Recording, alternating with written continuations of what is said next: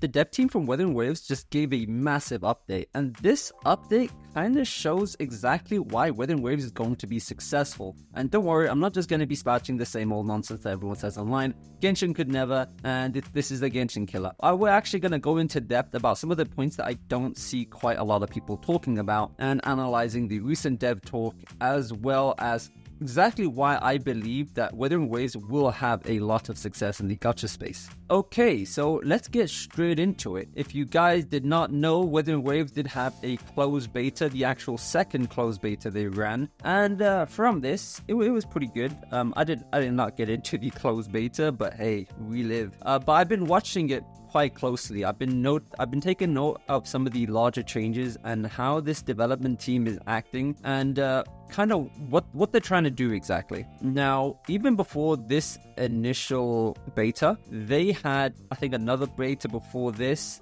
and from this beta they actually came out with a full-fledged video of the developers talking to the community, saying, "We hear you, we are listening, and we're gonna fix the game for you guys. We're gonna implement all of the changes," and that's where we also got the massive. We changed 90% of the story for you guys. Personally, I think that was a step too far. I think changing 90% of your story isn't a good sign. But you know what? A lot of people say that it works better now. So I'm not really gonna say anything about that until I actually get a chance to experience the story properly once the game comes out. Now, one thing to note is that it's been known since like very early on with this developer video that came out ages ago that Kuro Games really cares about this game. Like, they could have very easily just made a developer post like they did today, but way back then they're really trying to put the foot in the door, saying, "We actually care about you guys, we are listening, we want to make sure you guys are heard." So that's already step one on why I believe Wuthering Waves will be immensely successful. Genshin saves any form of dev talk we ever get to their live streams, which happen like once a month, if that, and sometimes it feels like a way to pad out the live stream just so people don't realize how much little content we're getting. Wuthering Waves releasing a full-fledged video about it definitely is a good sign. Now let's move on to the news that literally broke, I believe, yesterday. So you can see behind me, we have the latest developer message based on the closed beta test 2. Now, a lot of people have probably covered this already, and there's more experienced people than me, as well. I wasn't able to play, the closed beta test, so I can't go into too much depth, but I do know the general consensus online and what are the problems and what people really want fixed before the game comes out. So if we were to go straight into it, there's a few things that I'm really impressed with. So like you see, we have overall combat experience optimizations. This is quite important. If anyone remembers that Tenha video where everyone just made fun of Tenha for like a week, Tenha had a criticism about the game having poor hit feedback, and right here they clearly heard and they have addressed the issue of the poor hit feedback and have improved the qualities around it, such as the sound effects. They are hoping to revamp the sound effects of weapon hit feedback, echo skills, and basically the whole shebang.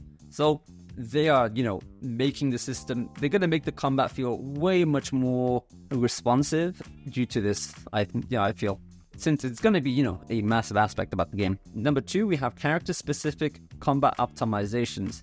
These are just aspects about character's kit, pretty self-explanatory. Here we have a feature that is pretty cool. New combat skill practicing dungeons. Now, I love this. Do you know why I love this feature? Because from what I think it is, this new practice combat dungeon is massive. I'll tell you why. It's actually in PGR, the game before Wuthering Waves, and I've been playing Punishing Grey Raven a lot, and I'm playing on my live streams, and you guys can watch me play Punishing Grey Raven up to the release of Wuthering Waves on my Twitch, twitch.tv.biimow, that's twitch.tv/bimo. Go ahead, hop on down, it's a lot of fun. But anyways, this practice dungeons is something that exists in Punishing Grey Raven, and it's a really, really good addition, and it also sets it also kind of tells everyone what type of game this is. Having the ability to hone in on your skills in terms of combat-wise really proves what the focus of the game is. Letting people have an opportunity to practice and get better. This is something that Kuro Games done in the past, like I said, Punishing Grey Raven, and it is a really, really good touch. Now, before you say anything, Genshin does have the trial, but the trial feels more like an advert to get the characters. I'm just thinking they're going to do it very similar to the previous game. Now, next section, gameplay, ecosystem. Basically, they're going to talk about the ecosystem here. Now, the ecosystem is probably the best feature in the game, but also the feature that kind of caused a lot of concern. Now, there was a narrative being told that there's no grind, there's no like resin cap, you can do infinite grinding in Wuthering Waves, but that's simply not the case. Because to unlock the actual potential of the basic item slash equivalent here in this game, which is the echoes, you need to use the resin equivalent in this game. So yeah, you could grind forever, you can grind all day like you want, and then but the issue is there's no point. It's like having an artifact, but you can't actually use the artifact without spending the currency. That's basically how it works. So it's still a decent system, I won't lie, but here they have some changes. Making it easier to obtain various echoes, providing a better way to dispose of unused or redundant echoes, which seems like it's going to be absolutely massive. That's going to need to be a feature because you're going to be collecting a lot of these from what we've seen. Return tuners when tuned echoes are consumed. I gotta be honest, I don't quite understand, but it sounds like a good change. Making it easier to get your desired substat, so love to see it. Optimize the auto-equip echo mechanism. See, they're not waiting until 3 years to work on the auto-equip feature. Very, very good, Kuro Games. Very good. I'm not mentioning any other game. Genshin. There's new content for the Depth of Elusive Realm. Now, I'm pretty sure this was the more hardcore aspect of the game, like a taste of endgame. I'm not going to talk about too much since obviously I didn't play the game too. I didn't get to play the game, and this is one of the features I forgot about. We got story and cutscene animations, optimized camera positioning, rearrange story quests, rework sound effects, improve the skipped function. Hey, not only do we get the skip function, but they're already making it better. 10 out of 10. Other optimizations and localization. I heard the Japanese writing was absolutely garbage. And hey, they're fixing it. Anyway, that's the gist of it. I'm not going to go into depth because some other person could probably tell you way more in detail specifically about why each individual change is going to change the game. But what I'm here today is to tell you why this is so important, okay? So the answer lies in actually something that's going on very recently and happens to be going on quite often, as of late in like 2024. And that is the kind of current downfall and lack of trust in hoyoverse as a whole. A lot of the time, people will just make fun of Genshin and the Genshin dev team, but with the recent drama, you can watch my video on the matter right over here. I'll link it in the card. Basically, the way they wanted to tackle leakers, they basically gave preferred creators the opportunity to basically make content on early characters before they come out. But the issue is, other people aren't allowed to react to the content they upload, and they aren't given the opportunity to make guides as soon as they drop, which is caused massive controversy in the community. Seriously guys, new day, new drama, but this one's actually quite huge because it means a lot of people have now lost trust in hoyoverse. Now with Kuro Games, one thing I seem to notice is that they really care a lot about their perception somewhat, and they're a lot more fair of a company. Obviously, time will tell, but from my experience with the previous game, Punishing Guru Raven, and seeing the climate of the situation and how the tackling changes and what they're doing, yeah, I would side with Kuro Games rather than hoyoverse. Maybe it's just because I've been hurt by Hoyo too many times, but that could be it. So, it's been a long time coming. Like, the pot's been stirring for a long time, and it just recently bubbled over with the disingenuousness of the community, with the Genshin creators, and then this one now. So many issues. So, I think Kuro Games will tackle things a bit better. They seem to be more in touch with what people actually want. As you can see from the changes they listed out, these are genuine changes that I didn't really think they were going to put the time in to fix, but they really did.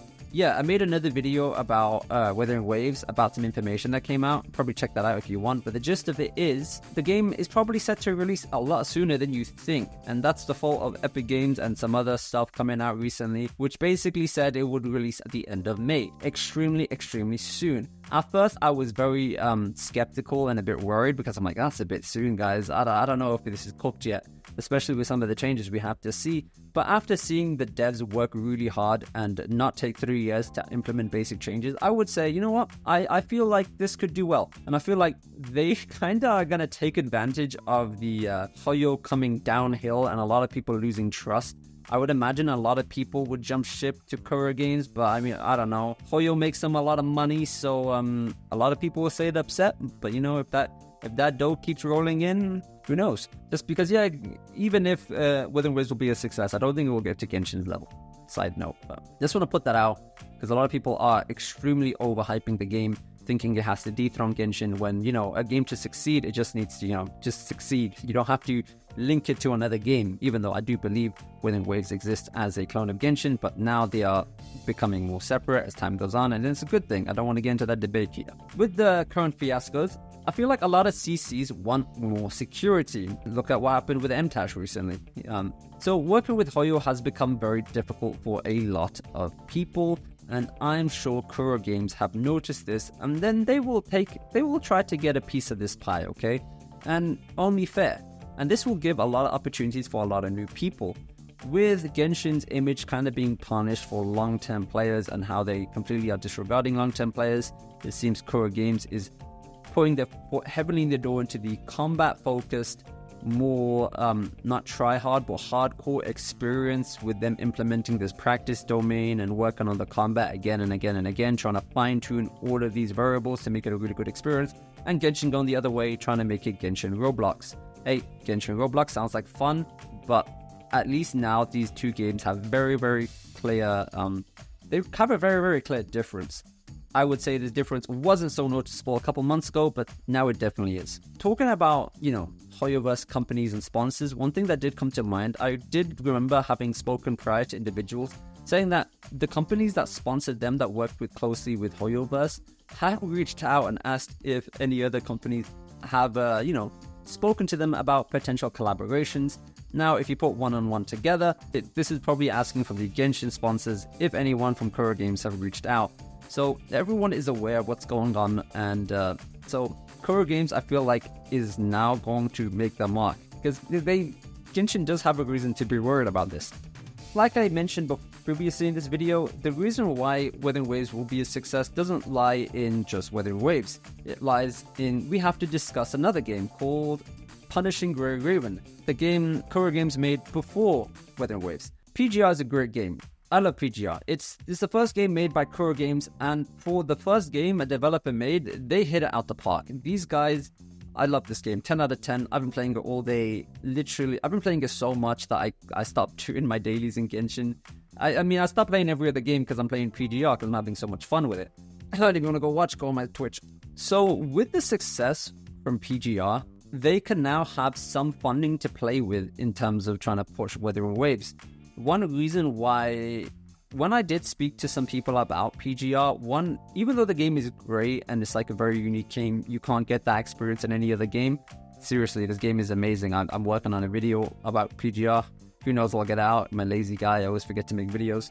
But this game, out of all the other gacha games I've played, this is my favorite. And honestly, I kind of prefer PGR over Wuthering Waves in the core gameplay mechanics, but that's a video for another day.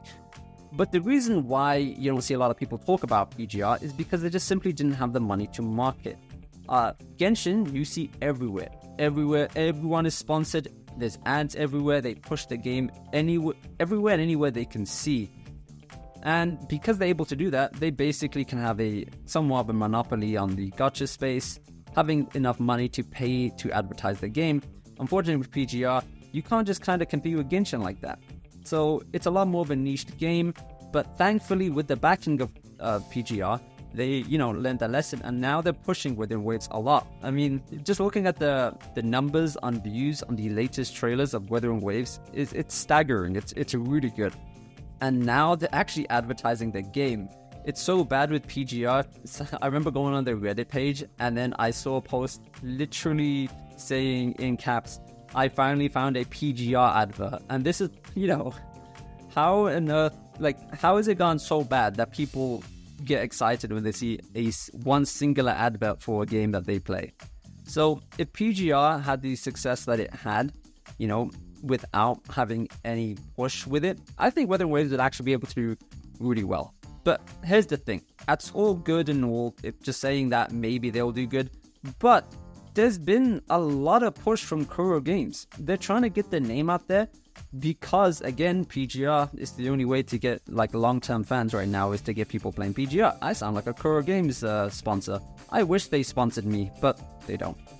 So if you look closely, and I could be incorrect, but I remember Braxophone made some posts about playing PGR, and I know MTash 100% did. So they clearly reached out to these creators and sponsored them to make these videos. And it's something I've been seeing popping up slowly. As well as there was a really well done animation that came out very recently. So suddenly Kuro Games is pouring money into their previous game to collect some of their fans before Wuthering Waves comes out. So now they are finally, they waited in the shadows, and now they're really spending the money that they saved up from PGR, I guess. And now they're putting it all down in the marketing. And it's probably the most ideal time to do so, as everyone's been so hurt by Hoyoverse. So in conclusion, the devs care about the game. It's either going to be a more hardcore experience, very combat focused. They actually have money to point to advertising, which they didn't do with the previous game. They are now reaching out to people to start collaborations with. A lot of people don't have the job security with Hoyoverse anymore and are actively looking to jump ship. And a lot of eyes are on Kuro Games, and they're playing every single move right, when it seems Hoyoverse is doing absolutely everything wrong. Thank you for listening to my TED Talk. Go subscribe if you want, or not. I don't care. See you in the next one.